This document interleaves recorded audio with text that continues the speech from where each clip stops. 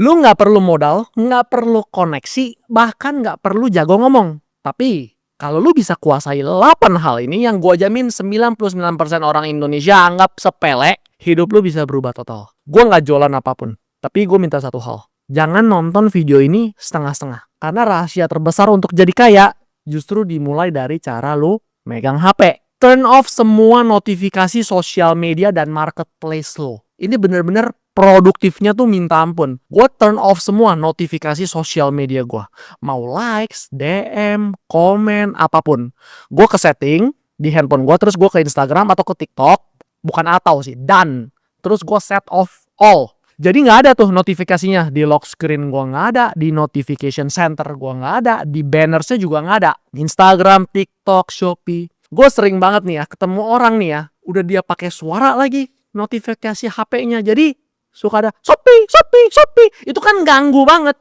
Jadi itu gue turn off semua. Apalagi aplikasi-aplikasi lain yang jarang gue buka. Bener-bener udah kayak habit gue ketika baru download aplikasi. Habis itu download aplikasi, itu pasti gue notification-nya turn all off. Pertama, HP gue juga udah gak geter atau vibrate lagi kalau ada suara di notifikasi. Come on, lu semua setiap 10 menit juga lu pegang handphone lah sekarang. Lu jangan bohongi diri lu. Itu HP kan udah addicted. Jadi gak usah takut ada urgent. Di 1 bulan terakhir juga gak ada kan yang urgent. Harus detik itu juga diangkat. Kalau urgent itu orang udah langsung telepon lu lah. Lu masukin emergency contact lah yang bisa bypass silent handphone lu. Again, kalau lu kerjaan lu intelijen negara atau lu PA, asisten konglomerat besar, bohwat lah, lu harus siapin lah, siap siaga lah 1 detik dimanapun. Tapi 99% lu semua kan lu gak kerja yang kayak begitu. Jadi notifikasi gua tuh yang on itu cuma telepon sama WhatsApp sama GrabFood. Soalnya kadang abangnya atau restonya tuh suka chat kan kalau habis atau apa. That's it. Sisanya gue turn off. WhatsApp pun yang grup hahihi sama temen-temen gue yang bokang cong gak guna, gue mute always. Gue turn off semua.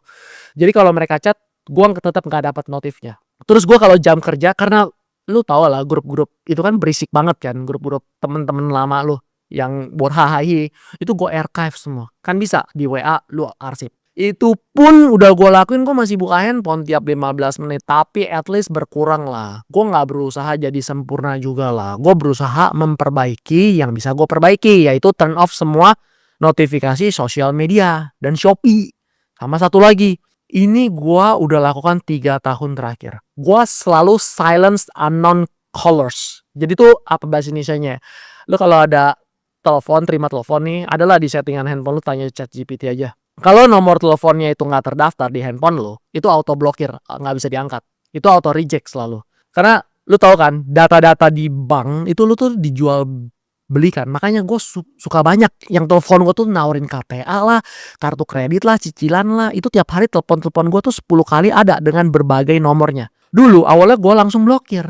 Tapi si setan ternyata nih pakai software sekarang. Jadi setiap dia telepon nih, diganti tuh buntutnya. Jadi misalkan teleponnya buntutnya 01 diganti 02, gue blokir 02, ditelepon lagi 03. Makanya sekarang gue tuh silence unknown callers. Gue gak tau lah bahasa Indonesianya apa, lu cari sendiri. Pokoknya blokir semua nomor telepon yang gak terdaftar di kontak handphone lo. Seberapa sering sih dapat telepon urgent yang nomornya gak terdaftar di HP lo? Gue sih gak pernah ya. Kalau lu bisa lakuin ini, itu produktivitas lu pasti naik langsung ke langit ke-7 bos. Gue salut sama orang-orang yang bisa nggak pegang handphone atau WhatsApp web di browsernya. Ntar lu ngomong nggak pegang handphone tapi lu ngomong gue browsing di laptop lu. Orang yang bisa fokus 60 menit 60 menit nih deep work tanpa 1 detik pun lihat handphone atau WhatsAppnya, itu benar-benar dangerous. Benar-benar bahaya itu orang. Bisa sangat sukses karena dia punya fokus benar-benar deep. Gue pun di company sama. Gue gak expect kok setiap karyawan gue tuh harus bales gue less than 5 minutes. Kalau gak balas 5 menit gue pecat. Enggak. Karena gue tahu setiap mereka kan ada kerjaan lain atau project masing-masing yang butuh deep work, yang gak boleh diganggu. Atau lu paham lah, kalau lu lagi dapet the flow, momentum, lu kalau diganggu tuh kan gak enak banget. Jadi ngulang lagi flownya. Buat lu yang bener-bener pekerja deep work, pasti lu paham lah soal kalau lagi dapet flow itu bener-bener dapet semua eksekusinya dengan rapih. Kayak idea 5 hari lu langsung bisa dapet 2 jam. Again, ini kayak otot, harus dilatih. Mungkin awal-awal lu sakau 5 menit aja lu nggak pegang handphone tuh lu sakau udah kayak nggak tenang. Tapi latih 15 menit aja dulu. Set alarm 15 menit kemudian HP lu bunyi ini, baru bunyi terus HP-nya lu taruh yang kalau lu mau ambil tuh lu harus jalan. Nah, lu kerja dari tuh habis itu. Nanti alarm 15 menit nyala, lu latih lagi 20 menit. Gitu terus. Gua nggak expect lu 5 jam nih nggak pegang handphone sama sekali. Lu bisa 60 menit aja ya, uninterrupted, nggak diganggu. Sehari 3 kali aja udah bagus banget. Fokus lu harus terproteksi. Energi lu harus terproteksi. Atensi lu harus terproteksi.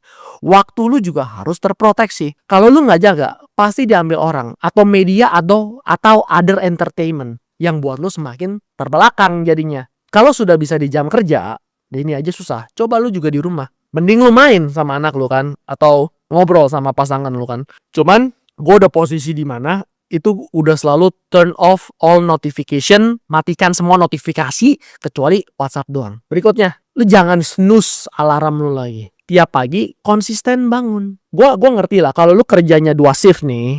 Kalau lu kerja sebagai personal assistant atau lu kerja sebagai personal driver yang jam kerjanya benar-benar ngacak nih, atau lu baru punya anak lah jadi lu kebangun tiap 3 jam. Udahlah, gua nggak ngomong sama lu semua.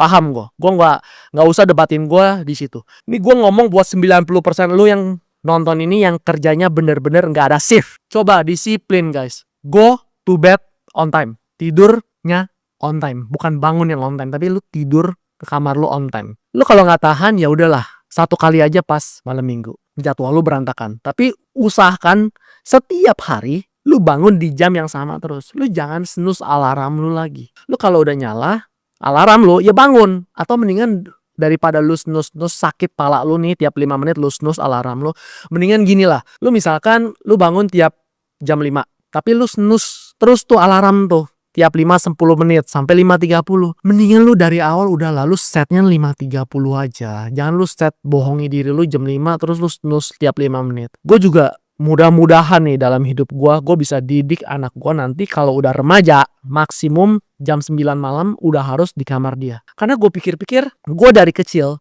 dididik sama bapak gue itu gak boleh kemana-mana. Even pas gue SMP, SMA, pacaran pun jam 4-5 sore itu udah di rumah. Itu hari Sabtu loh. Apalagi Senin sampai Jumat.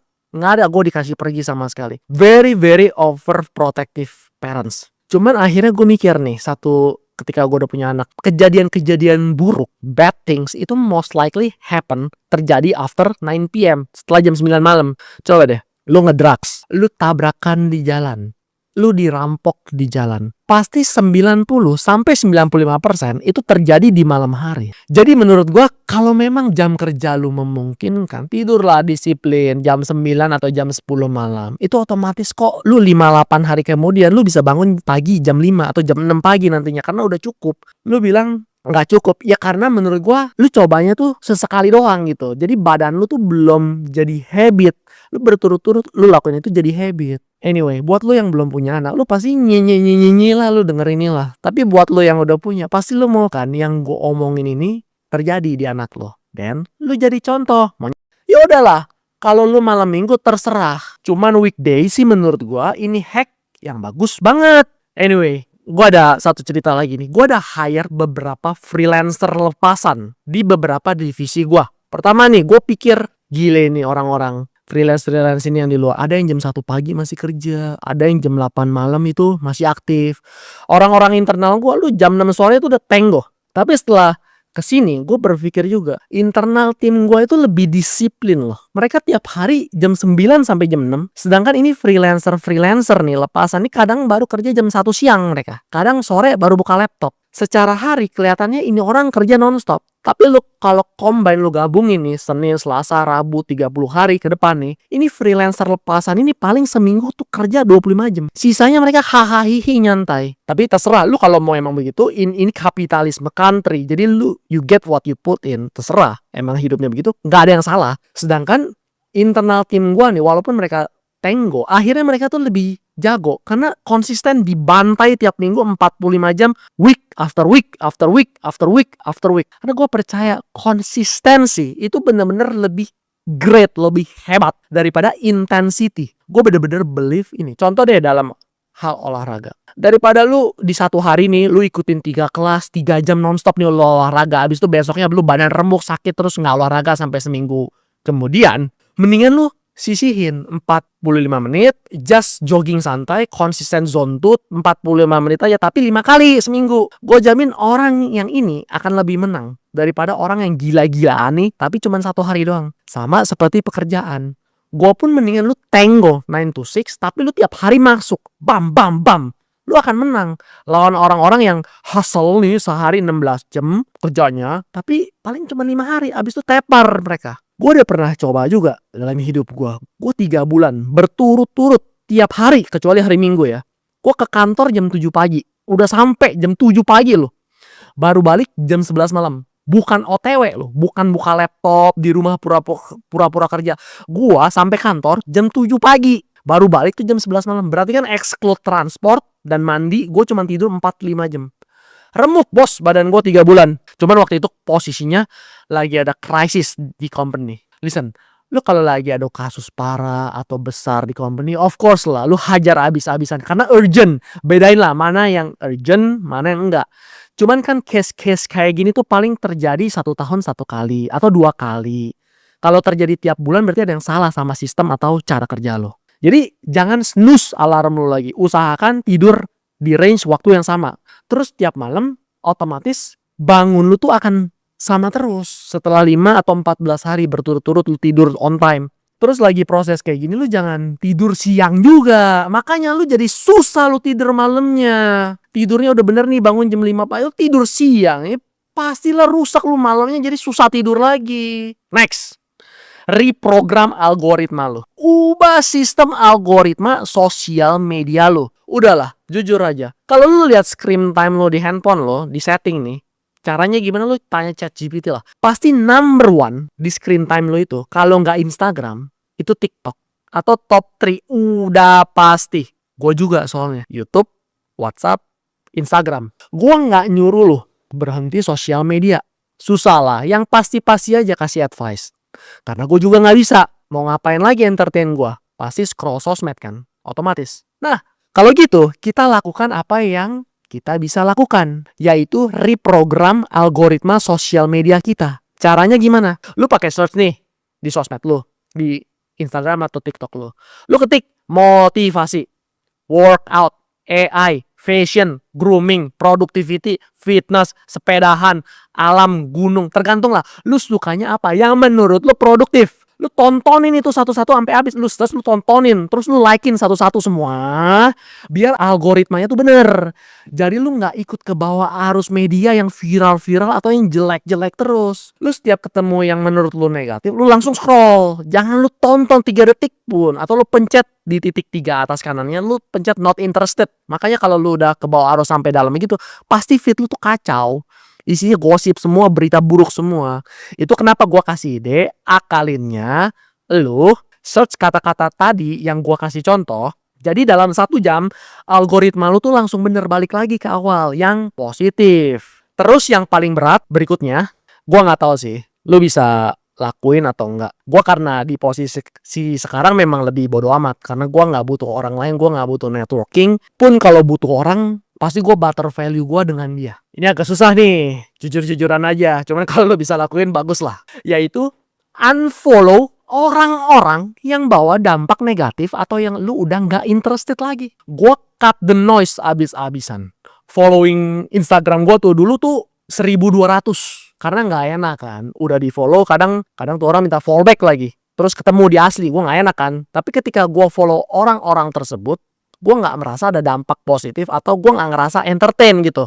Atau gue gak relate sama manusia itu. Tapi muncul terus, ganggu jadinya di waktu gue. Gue dulu pernah akalin mute story sama feednya. Cuman menurut gue, feed gue, timeline gue atau lini masa gue tuh karena algoritmanya gue tahu gue follow orang-orang tersebut. Jadi kurang lebih berita atau medianya yang mengenai kerelatean orang-orang tersebut yang gue follow, yang gue nggak interest. Sebenarnya gue nggak mau. Jadi gue unfollow tuh semuanya, 800 orang kali gue unfollow. I'm sorry if you watch this, if you get unfollowed by me. Lu juga nggak apa-apa kok. Kalau lu tersinggung langsung mau unfollow gue. Kalau gue nggak bawa manfaat, sorry. Gue harus melakukan ini biar gue nggak ke drag down, biar gue nggak kebawa arus. Doesn't mean you are a bad person. Bukannya lu jelek, enggak. Itu cuman gue nggak interest dengan konten yang lu berikan. Dan banyak mereka yang followersnya besar-besar, tapi nggak relate ke gue.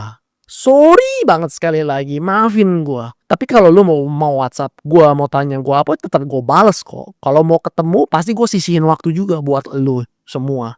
Kita tetap temenan. Wah, jadi gue harus jadi orang yang serius banget dong bang. Enggak, ini jangan binary begitu. Kalau lu biasa suka entertain, juga suatu saat algoritma itu nyampur lagi. Ini video ini buat orang-orang bagian ini nih yang udah feel ke bawah arus. Yang tiap hari perasaannya tuh negatif. Tiap hari pengen marah-marah, tiap hari kesel. Perasaannya tuh capek sama dunia. Mungkin chapter video ini bisa nolong mereka. Toh konten di YouTube gue ini objektifnya ngebawa orang yang kelas menengah yang mau jadi kelas atas. Udah itu aja. At least kalau lu sekarang kontennya 9-100% gak berfaedah semua, ya jadi 40% lah berfaedah. 60% lu entertainment masih oke. Buat masa depan lu juga kok. Berikutnya, ini jujur nih, gue juga ada beberapa bulan suka kelepasan karena gue gak mau menghadapi kenyataan. Tapi menurut gue, satu-satunya cara biar berat badan lu stabil terus, nggak kelewat obesitas, adalah lu timbang badan tiap hari pas baru bangun tidur. Itu hal pertama setelah kencing yang gue lakukan. Karena gue udah pernah ngalamin berat tuh 83-85 kilo. Bener-bener nggak enak. Normalnya berat gue tuh harusnya di 73-75. Kalau gue udah sentuh kepala 8 beratnya, pasti energi gue tuh nggak bisa full deh. Pasti otak gue mulai gak optimal. Pasti nafas gue udah mulai dikit-dikit view. Ini gue syuting video YouTube ini tuh gue langsung syuting sekaligus 4 video loh, bukan dicicil satu-satu. Dengan energi gue ini kalau gue obesitas ini udah nih gue satu kali doang kali syuting satu video doang. Nah, ketika itu semua terjadi, pasti produktivitas gue turun. Gue tau lah, gue ngerasa nih badan gue gak optimal 100% seperti yang gue inginkan. Makanya habit ini gue coba lakukan. Kalaupun kelupaan gak tiap hari, at least 1 minggu 1 kali lah.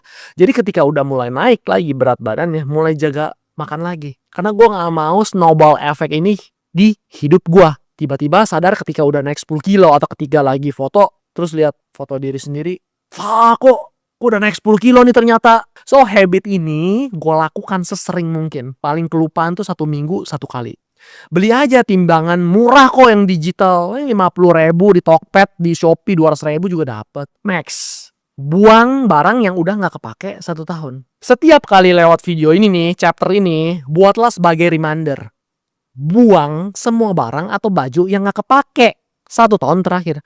Pernah gak sih lu mau cari satu barang nih, tapi gara-gara kamar lo atau lemari lu berantakan, lu gak ketemu tuh barang yang mau lu cari. Misalkan charger handphone lu lah, handuk keringet lu lah, atau kaos kaki lu lah, atau raket badminton lu lah yang udah lama lu gak pernah pakai nih, terus tiba-tiba lu mau main lagi, pas dicari kok gak ketemu. Karena gue jamin itu lemari atau gudang lu tuh berantakan minta ampun. Barang-barang sampah dari 2, 3, 4 tahun lalu tuh masih lu simpen karena sayang atau takut kepake. Ujung-ujungnya sebenarnya lu nunggu itu rusak aja, habis itu lu baru justifikasi diri lu untuk bisa dibuang. Padahal emang udah gak akan kepake. Waduh, kalau logam mulia atau perhiasan gimana? Kan buat investasi. Bang, lu masa sebodoh itu sih mikirnya? Lu pakai logika lah lu yang nonton video ini. Yang barangnya bisa ada harganya mau jual lagi ke orang, lu pilih lah barang mana yang itu gak ada harganya lagi yang lu buang. Udahlah, entah itu di meja kerja lu, entah itu di rumah lu, entah itu di kamar lu, entah itu di gudang lu.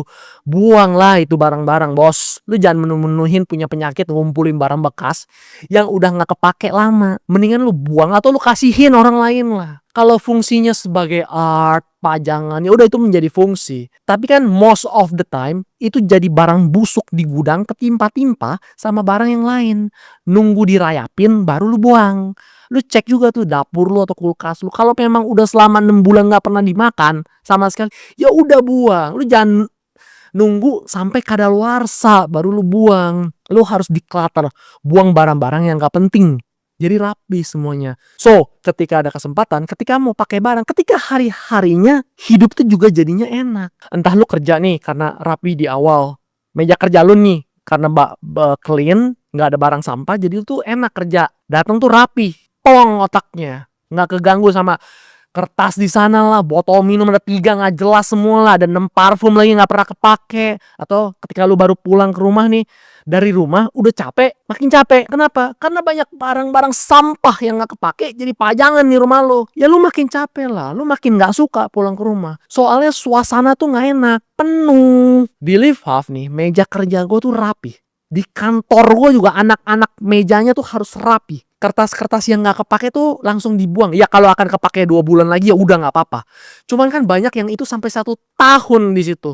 Terus padahal nggak bakalan kepake lagi. Di company gue di Live Half banyak juga baju sampel-sampel itu yang udah nggak kepake itu tiap 8 sampai 12 bulan kita bagiin supaya nggak berantakan. Di sini juga SKU atau SKU tuh barang-barang Live Half nih yang udah nggak laku nih langsung dibuang semua dari website, dari gudang atau dikasihin lah. Jadi nggak numpuk. Jadi decision tuh selalu clear. Kadang sayang nggak? Sayang lah. Itu kan kayak buang duit bos. Nggak jatuh dari langit tuh barang gue beli itu. Barang-barang pribadi gue yang nggak kepake juga kan lumayan harganya. Cuman gue percaya kalau lu mau dapat lebih, lu harus berani buang yang kecil dulu nih. Jadi ketika ada kesempatan gue bisa raih itu.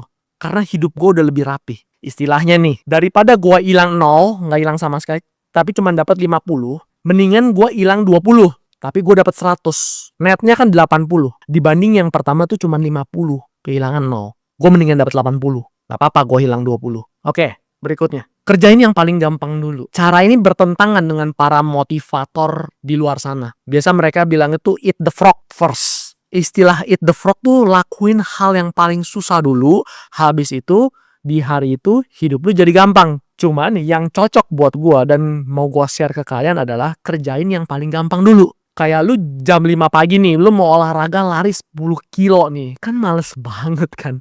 Tapi lu coba mindsetnya, udah deh gue gosok gigi dulu. Udah deh gue coba pakai kaos kaki dulu. Ini gampang dulu aja. Terus lu males nih, masih males. Udah deh ya gue hari ini coba deh jalan 1 kilo aja.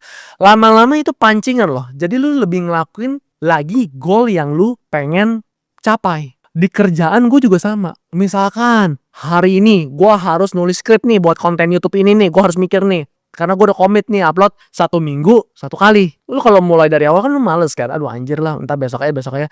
Tapi gue ngelakuin yang gampang dulu. Gue buka Microsoft Word-nya dulu lah.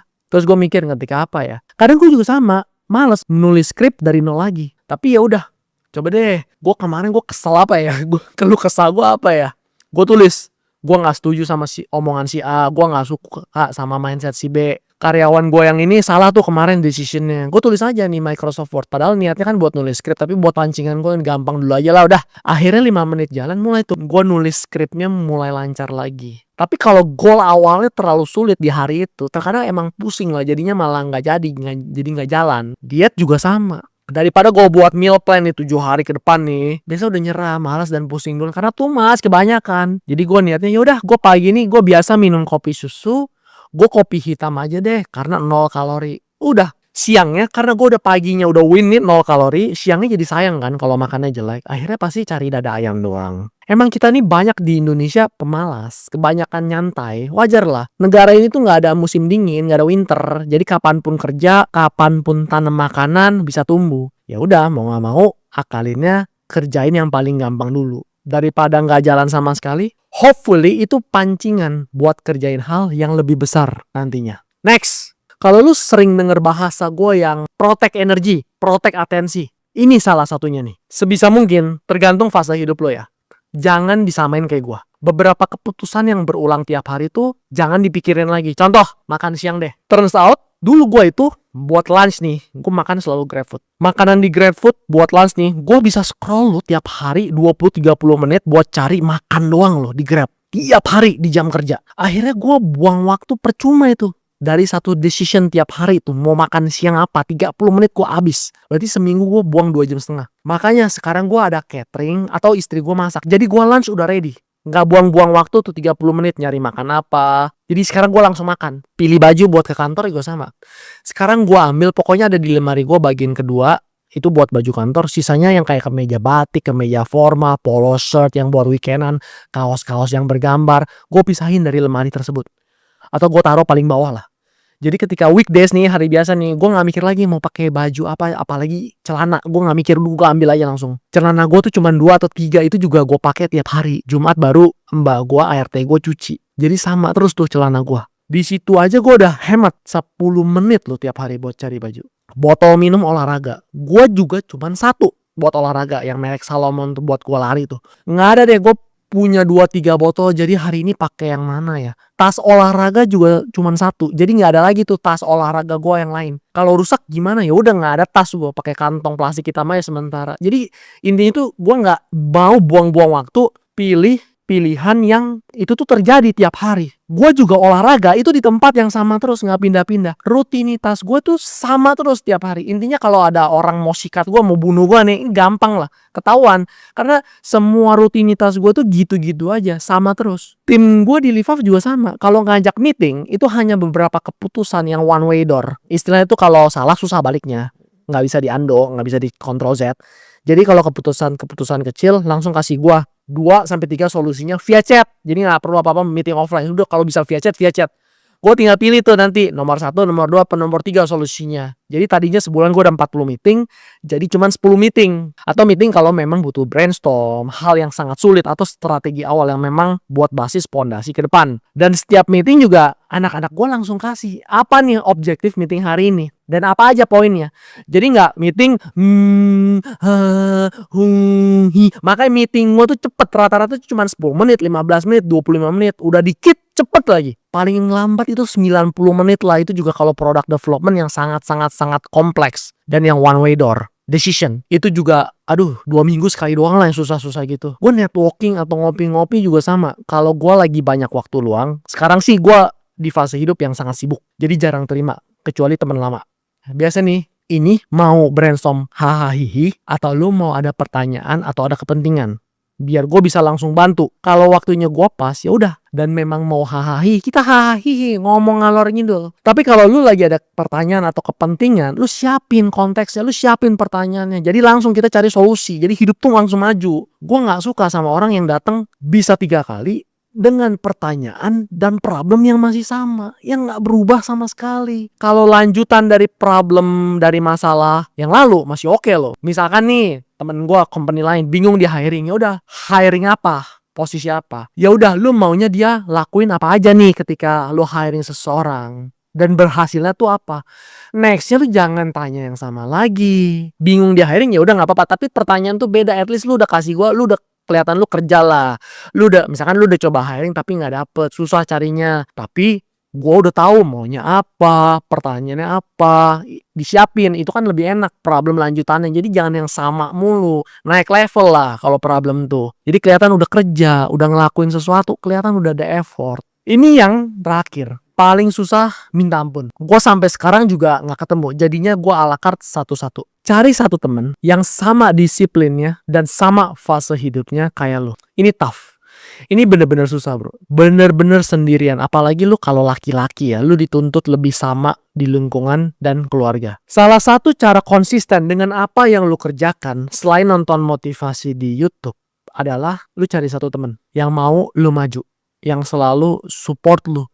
Yang kalau lu males, dia tuh ngatain lu males. Yang kalau lu mau nyerah, dia kasih semangat. Bahkan sampai telepon-telepon lo, biar lu lanjutin kegiatan lo. Yang bisa challenge lu, demi kebaikan hidup lu. Dan ini harus berjalan two ways, dua arah. Karena kalau lu doang yang disemangatin, terus lu, dan lu gak ada timbal balik nih, dan lu memang butuh motivasi dari dia terus, lu yang akan ditinggalin sama dia. Karena dia pasti lama-lama gak tahan lihat lu yang begitu terus. Lu yang bawa dampak negatif ke hidup dia. Mungkin menurut gua kalau fase hidup lu masih di umur 20-25 awal nih, akan banyak temen yang bisa lu cari, yang bisa sama semua fase hidupnya. Tapi kalau lu udah di umur 30-an nih agak susah. Jadi makanya biasa gua ala carte. Ala carte tuh satu-satu, tergantung jagonya di mana. Jadi gua ada satu temen yang memang physical workout Kayak lari, diet, disiplin olahraga itu berkali-kali lipat lebih keras dari gua. Tapi disiplin kerjanya bener-bener ampun dah. Jadi udah gua ngelihat dia terinspirasi tentang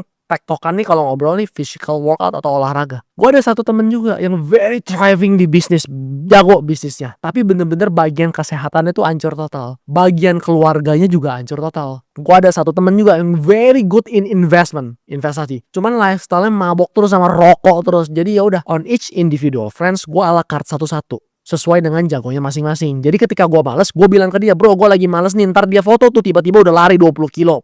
Baru jam 6 pagi. Akhirnya kan gue ikut semangat. Kayak ada, wah dia bisa kenapa gue enggak. Kenapa gue gak bisa 5 kilo atau 10 kilo aja. Mau gak mau kalau ada temen seperti itu lu jadi malu kalau ketinggalan. Kalau lu gak lakuin apa yang lu omongin. And so on. Ketika lu ngelakuin ini, akan ada satu hal yang lu sadar. Banyak temen-temen di lingkungan lu sekarang nih yang sebenarnya malah buat lu makin terbelakang. Entah karena lifestyle-nya ataupun kedisiplinannya. Jadi standar tuh jadi too low. Dan ketika lu mau berubah, orang-orang ini nih, ini pasti ciein lu tuh. Pokoknya ngebuat lu malu, ngebuat lu malas, ngapain sih bro, emang duit dibawa mati, santai aja bro, santuy bro. Dan gue ngalamin hal itu. That's why di tahap gue sekarang nggak ada satupun temen SMA atau kuliah yang gue masih kontak. Karena mereka beda kedisiplinan dan beda standar. Dan bukannya gue ninggalin, karena memang banyak orang yang gak mau tinggalin zona nyamannya. Dan mereka memang gak mau dibawa ke atas. And that's okay. Hidup itu pilihan mereka. Bukannya jelek atau buruk. It's that their choices. Ketika suatu saat lu udah berubah, lu udah menjadi lebih baik nih, lu udah tambah sukses, pasti mereka akan bilang nih, teman-teman lama lu nih, ke lu udah berubah ya? Lu jawab, iya, gua udah berubah. Dan lu belum.